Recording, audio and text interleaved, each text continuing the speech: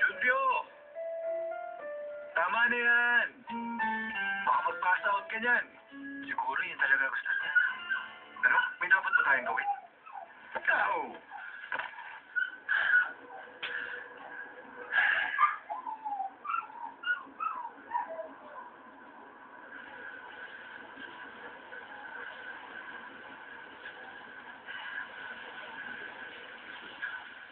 Bakit ka nakipag-break up sa boyfriend mo?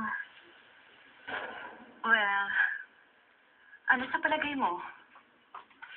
Natatandaan mo? Nung tinanong mo ako kung nasabi kong nararamdaman ko? Oo, sinabi ko. Kailangan ko pigilan ang aking damdamin for over 10 years. Kailangan ko mag-ipon ng courage. Kahit minsan lang. Nung Valentine's Day. Alam kong malalaman din niya if it was really meant to be.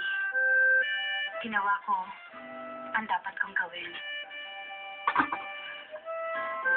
Ano naman ang nangyari sa inyo?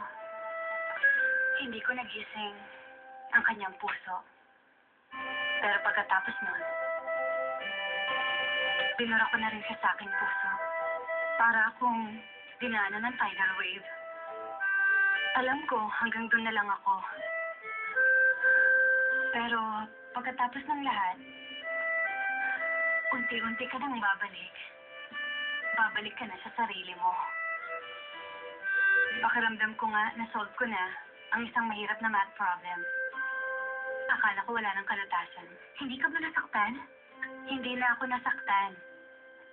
Dahil alam kong ginawa ko ang dapat kong gawin. Sana ikaw rin. Gawin mo ang lahat na kaya mong gawin. Sa palagay ko, hindi ka dapat namamasyal dito ngayon.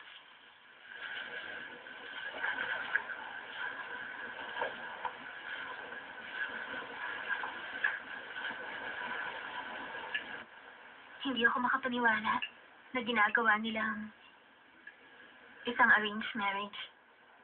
Nakakagulat pa ba na mangyari yan sa ating mundo? Bakit, Ijong? Tinatanggap mo bang maging bahagi yan ng future mo? Well, hindi na magbabago. O ano mangyayari sa future ko. Bakit ba napaka-irresponsable mo sa sariling buhay mo? Yan siguro ang dahilan kung bakit ka nag-iisa ngayon at wala kang kasama. Nakakapagsalita ka. Ngayong alam mo na lahat ng family secrets ko.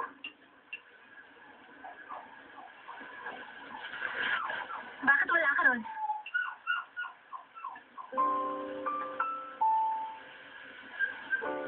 Three years ago, no Valentine's Day.